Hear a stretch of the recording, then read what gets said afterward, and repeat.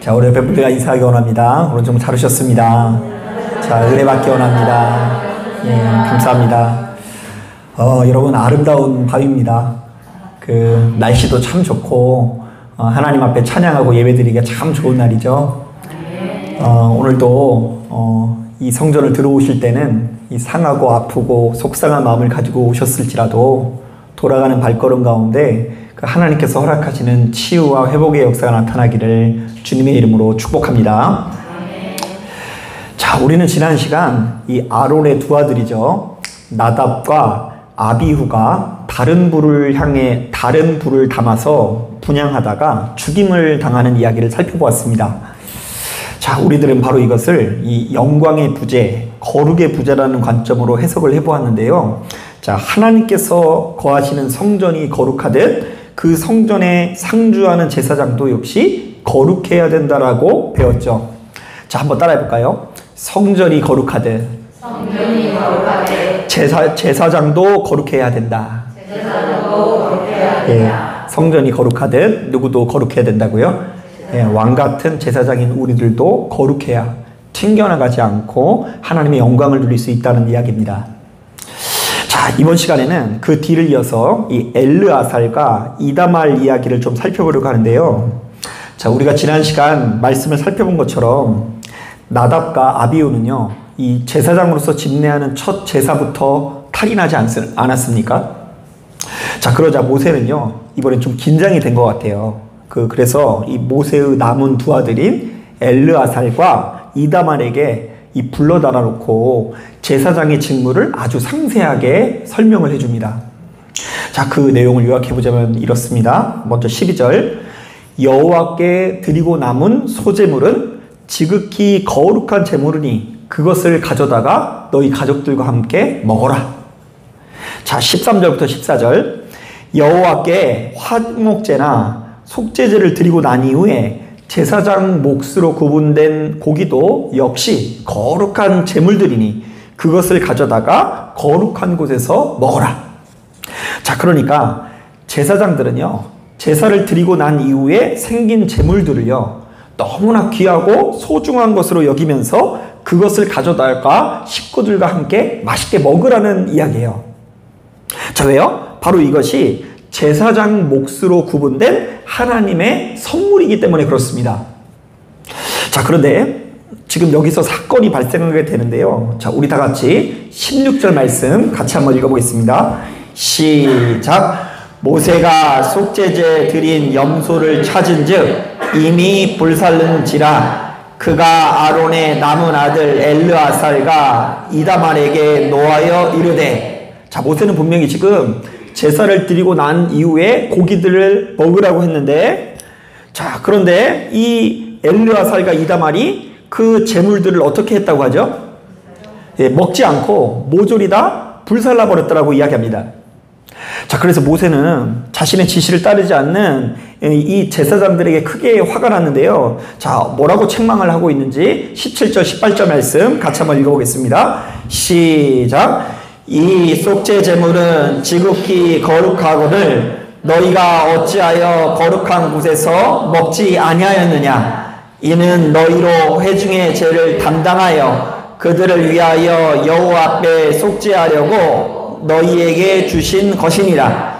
그 피는 너희 성소에 들여오지 아니하는 것이었으니 그 제물은 너희가 내가 명령한 대로 거룩한 곳에서 먹었어야 했을 것이니라. 자, 이게 무슨 말일까? 좀 옛날 말이라 그런지 좀 이해하기 어렵죠. 자, 이것은 크게 두 가지 의미가 있는데요. 첫 번째, 하나님께서 주신 제물이 너무 거룩하다고 한다면 그것을 하나라도 더 먹으려고 노력해야 되는데 왜 이것을 먹지 않았느냐, 이것을 소중히 여기지 않았느냐 하면서 책망하는 것이고요. 자, 두 번째로는 너희들이 제물을 먹음으로써, 자, 희생 제사라는 것이 하나님께서 명령하신 그대로 완성하는 것인데 어찌하여 네 맘대로 순서를 건너뛰었느냐고 책망을 하는 것입니다. 자, 그런데 이 두 가지는요, 제사장들이 모두 다 어떻게 행했다는 걸 책망하냐면요, 하나님을 경홀히 여기는 것을 책망하는 것인데요. 자, 너희가 하나님께서 주신 선물을 경홀히 여기고 하나님께서 명하신 율법을 경홀히 여기면 너희도 역시 나답과 아비후처럼 죽을 수 있다라고 이야기하는 거예요. 자, 한번 따라해 보겠습니다. 너희는 전능하신 하나님을 경홀히 여기지 마라. 자, 저는 바로 이 말씀을 묵상하면서 크게 공감할 수 있었는데요. 자, 왜냐하면 인간이라는 존재는 그 존재가 너무나 유한하고 한정적이어서 자, 하나님께서 베풀어 주신 은혜와 사랑을 좀처럼 간직하지 못하고 우리의 중심을 좀처럼 지키지 못할 때가 많다라는 것을 가슴 깊이 공감하기 때문입니다.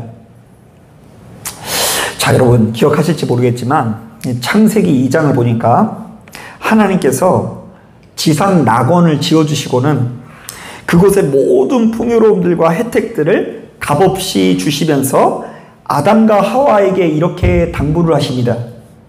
자, 너희들이 동산에 있는 모든 것들은 맘대로 먹되 동산 중앙에 있는 나무 열매는 먹지도 말고 만지지도 말라. 내가 먹는 날에는 반드시 죽으리라. 어때요? 기억나는 것 같아요? 자, 그러면 우리 생각은요. 네, 하나님, 우리들에게 지금까지 너무나 많은 풍요로움과 혜택들을 공짜로 주셨으니 제가 그 명령만은 반드시 지키겠습니다. 이렇게 얘기할 것 같죠? 자, 그런데 얼마 후 여자가 바로 그 열매를 보더니 먹음직도 하고 보암직도 하고 스스로 탐스러워할 만큼 이 여러 가지 좋지 못한 생각에 사로잡혀서 쏜살같이 가서 그 열매를 어떻게 합니까? 먹어버리게 되는 걸 보게 돼요. 자, 이게 바로 무엇입니까? 하나님의 말씀을 경홀히 여기는 장면이에요. 또한 우리가 이 출애굽기 말씀을 꼼꼼히 묵상하다 보면 참 속 터지지 않나요? 자, 당시만 해도 세계 최강대국이었던 이 애굽에 하나님께서 10가지 재앙을 쏟아부어 주시기도 하시고 홍해를 반으로 가르시기도 합니다. 자, 더 나아가 하늘을 열어서 만나와 메추라기라는 축복을 내려주시죠. 자, 그런데 그들은 그 모든 은혜에 감사하기보다는요, 수시로 원망하고 불평하게 되는데요. 자, 하나님께서 아무리 크고 대단한 것을 주셔도 지금 당장의 목마름과 굶주림을 이기지 못하고 항시 좋지 못한 태도를 보였다라는 것입니다. 자, 한 가지만 더 해볼까요? 제가 가장 이해가 안 되는 말씀 중에 하나가 열왕기상 19장인데요. 자, 그 대단한 선지자 엘리야가 갑자기 시험에 들어서 아무도 없는 광야로 도망하게 됩니다. 사실 그동안 엘리야가 얼마나 대단한 능력을 발휘했습니까? 자, 그가 기도하며 안수해 줄 때요, 사루밧 과부의 죽은 아들이 되살아납니다. 자, 그리고요, 그가 기도할 때 지난 3년간 비 한 방울 내리지 않던 이스라엘에게 큰 비가 내리기도 합니다. 자, 여러분 제가 기도할 때 죽은 사람이 살아나면 저를 좀 따를 것 같아요? 안 따를 것 같아요? 제가 기도할 때 막 3년 가뭄이 해결되면 제게 좀 들을 것 같죠? 자, 그런데 그렇게 대단한 사람이 바로 엘리야예요. 자, 무엇보다 이 엘리야가 이 바알을 섬기는 선지자 450명과 대결하는 장면 얼마나 짜릿합니까? 450대 1로 싸워서 승리하는 장면이 우리에게 펼쳐집니다. 자, 그런데 그렇게 놀라운 장면 이후에 뭐 10장, 20장 지나간 것도 아니에요. 바로 다음 장에 보면 갑자기 그 대단한 선지자가 어느 날 갑자기 시험에 듭니다. 그리고는 갑자기 엄청난 공포심에 사로잡혀서 이렇게 기도합니다. 여호와여, 넉넉하오니 지금 내 생명을 거두시옵소서. 나는 내 조상들보다 낫지 못하나이다. 여러분 혹시 기도하다가 하나님 저 진짜 죽겠습니다 이렇게 기도해 보신 적 있어요? 하나님 지금이라도 얼른 나를 데려가 주시옵소서. 지금 날 데려가도 저는 뭐 원이 없습니다 이렇게 얘기하시는 분 치고 아플 때 병원 안 가시는 분 못 봤어요. 과거에 아무리 큰 은혜를 베풀어 주셨어도 지금 죽겠는 거예요. 사는 게 재미가 없어요. 오늘 하나님께 주시는 이 하루가 별로 의미 없게 느껴지는 것입니다. 자, 그런데 이것은 굳이 성경에 나오는 몇몇 소수의 사람들뿐 아니라 오늘날 이 시대를 살아가는 우리들이 그렇다는 이야기입니다. 우리들은 하나님께서 주신 것에 좀처럼 감사하지 못합니다. 하나님께서 주신 은혜를 좀처럼 간직하지도 못합니다. 자, 그렇다 보니 이 시대를 살아가는 우리들은 여기까지 인도하시는 하나님의 뜻을 경홀히 여기고 내 자신의 감정과 판단, 내 자신의 뜻과 욕망을 훨씬 더 소중히 여길 때가 많다는 것이죠. 어차피 어제도 받은 은혜 굳이 오늘도 받아야 될까요? 어차피 내일도 은혜를 받을 수 있어요, 없어요? 내일도 받을 수 있는 은혜 굳이 오늘 받아야 되는 이유가 무엇일까요?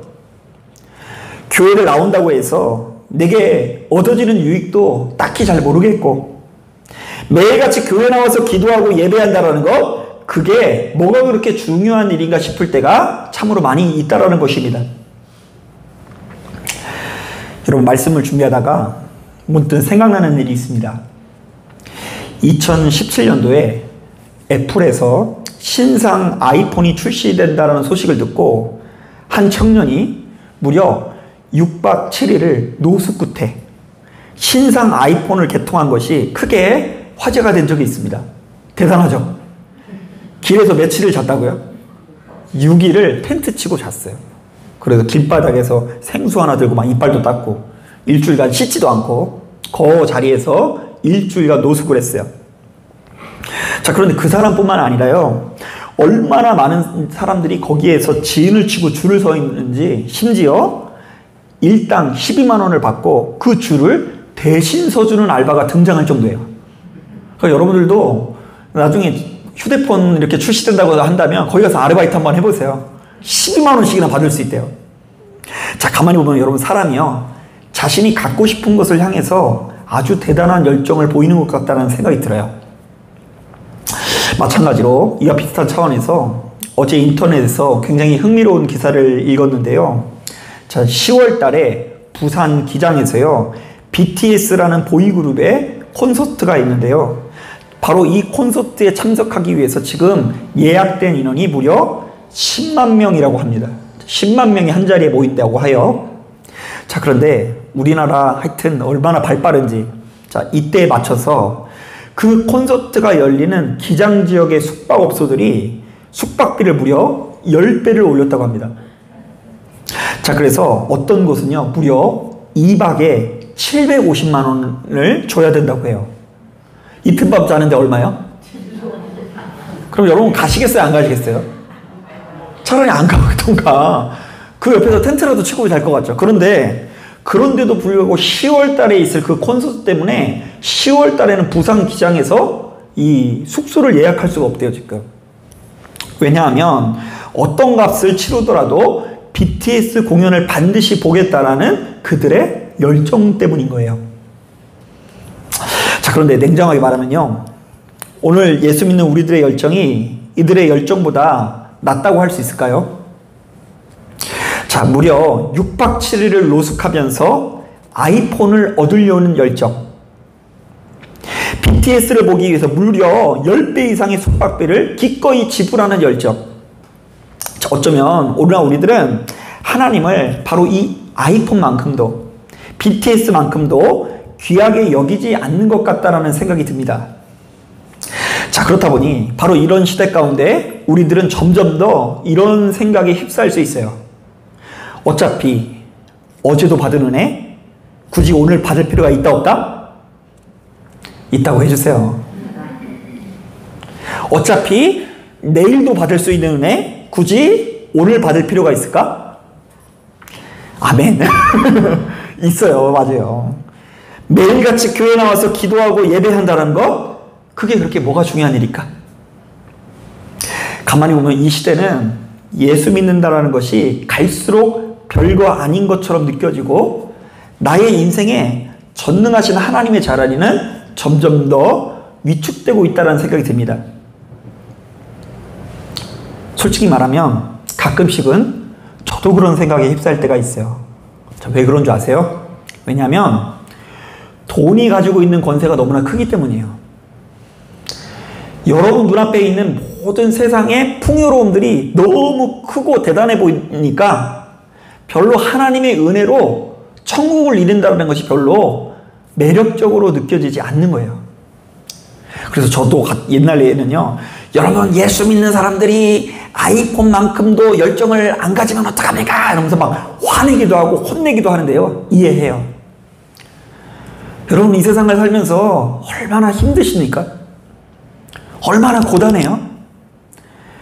돈 있는 사람, 힘 있는 사람, 옆에서 정말로 낭만적으로 행복하게 살아가 있는 모습을 볼 때에 그깟 은혜 소용없는 것 같고, 돈 가지고 빌딩 가지고 있는 거, 조물주 위에 무슨 주요? 건물주라는 말이 있잖아요. 하나님을 믿는 것보다 세상에 빌딩 하나 가지고 있는 것이 더욱 영광스러운 것처럼 느껴지는 이 시대에서 하나님을 내 인생에 그 무엇보다 소중하게 여기는 것, 하나님께서 내게 명령하시는 사랑과 평화와 복음의 가치를 그 무엇보다 귀하게 여기는 것, 정말 쉬운 일이 아닐 수 있습니다. 한번 따라해 볼까요? 눈앞에 보이는 풍요로움 앞에서 마음을 지키기가 어렵다. 자, 그래서일까요? 신명기 8장을 보니까 하나님께서는 모세를 통해서 이제 곧 약속의 땅에 들어가게 될 이스라엘 백성들에게 비슷한 경고를 하십니다. 잘 들어보세요. 우리를 향한 경고일 수 있어요. 내 소와 양이 번성하며 내 은금이 증식되며 내 소유가 다 풍부하게 될 때에 내 마음이 교만하여 내 하나님 여호와를 잊어버릴까 염려하노라. 여호와는 너를 애굽 땅 종되었던 집에서 이끌어내시고 너를 인도하여 그 광대하고 위험한 광야 곧 불뱀과 정갈이 있고 물이 없는 간주한 땅을 지나게 하셨으며 또 너를 위하여 단단한 반석에서 물을 내셨으며 내 조상들도 알지 못했던 만나를 광야에서 내게 먹이셨나니 이는 다 너를 낮추시며 너를 시험하사 마침내 내게 복을 주려 하심이었느니라. 그러나 내가 마음에 이르기를 내 능력과 내 손의 힘으로 내가 이 재물을 얻었다 말할 것이라. 하나님께서 주신 것이 아니라 누구의 힘으로요? 자신의 힘으로, 자신이 투자를 잘해서, 재테크를 잘해서, 돈을 잘 굴려서, 투기를 잘해서 이 모든 것을 얻었다라고 말하고 다닌다라고 합니다. 자, 그래서 뭐라고 하는 줄 아세요? 한번 따라하겠습니다. 내 하나님 여호와를 기억하라. 내 하나님 여호와를 기억하라. 그가 내게 재물 얻을 능력을 주셨습니다. 네 힘이 아니라 정말로 하나님께서 그 힘을 주셨기 때문에 너희가 재물을 얻게 된 것이다. 너희를 인도하신 분이 하나님이시고 여기까지 너희가 생명을 누릴 수 있었던 모든 비결이, 일체의 비결이 하나님께 있었다는 것을 소중히 여기며 기억하라.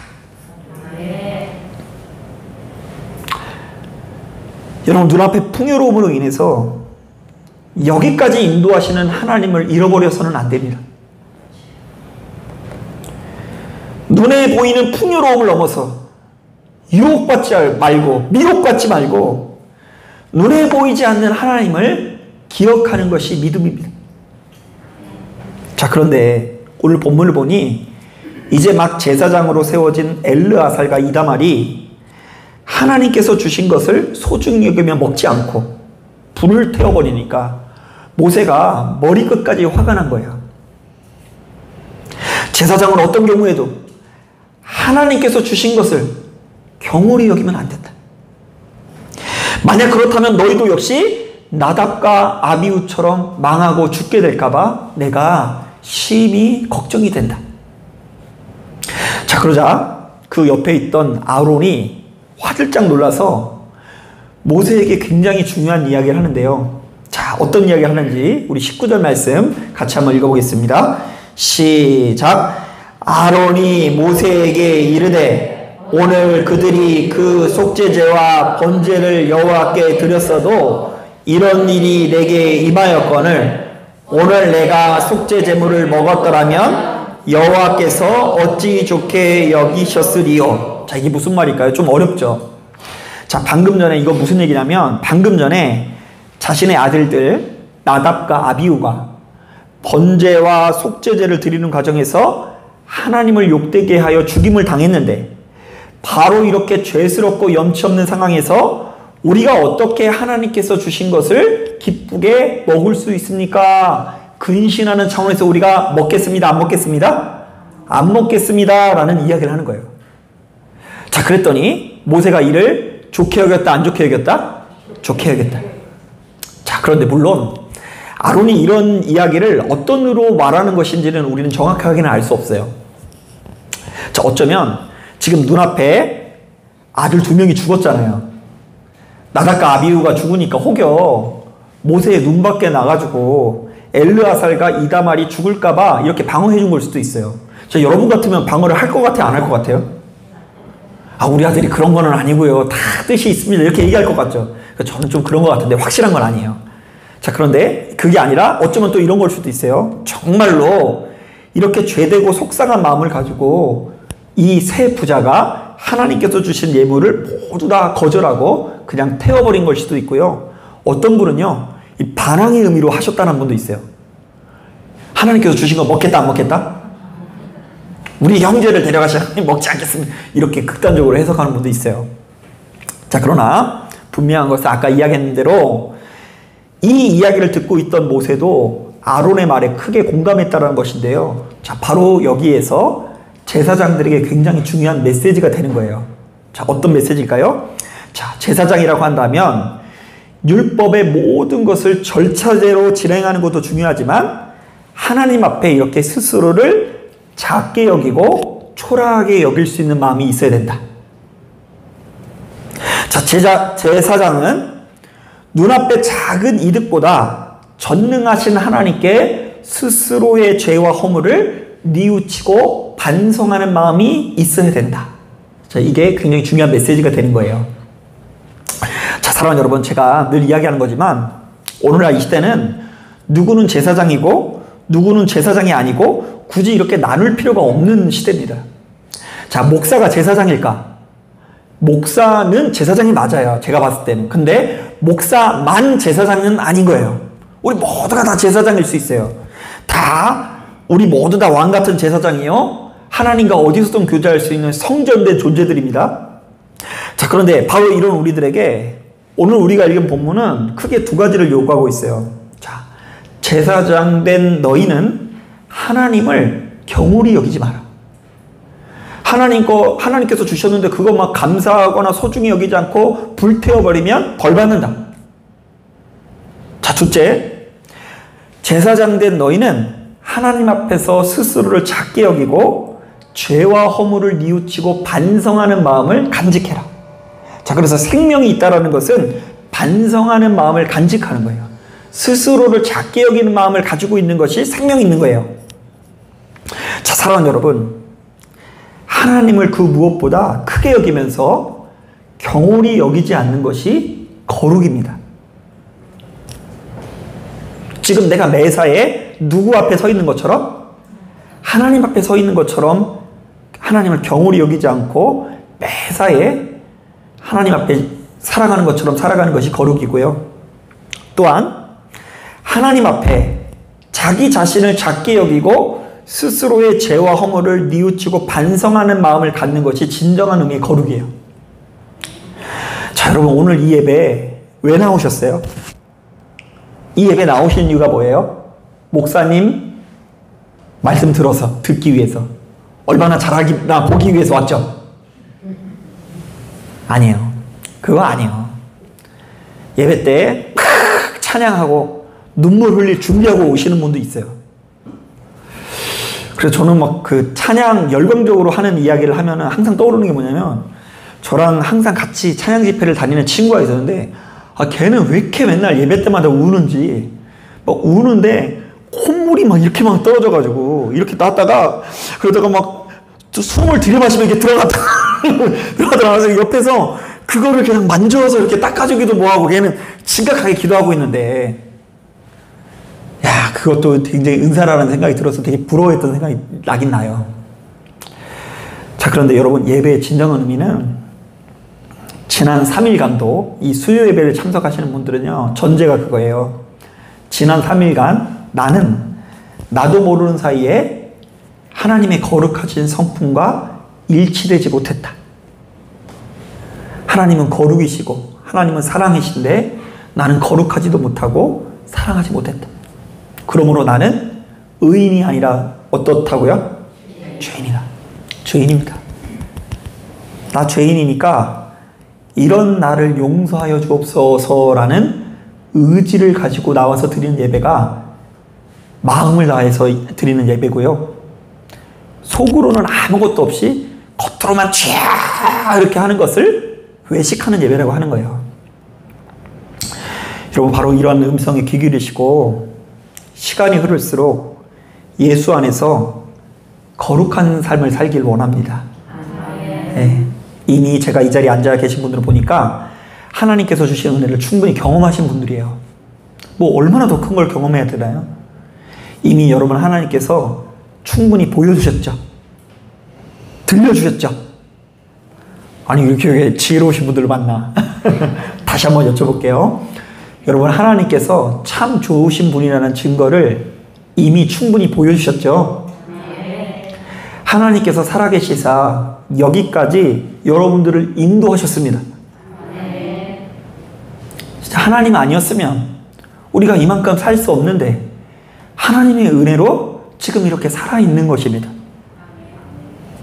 그러면 충분히 보았다면 그것을 경홀히 여기지 말고 간직하시고 늘상 하나님 앞에 있듯이 살아가면서 스스로를 작은 자, 죄인으로 여길 수 있는 저와 여러분 되기를 주님의 이름으로 축복합니다.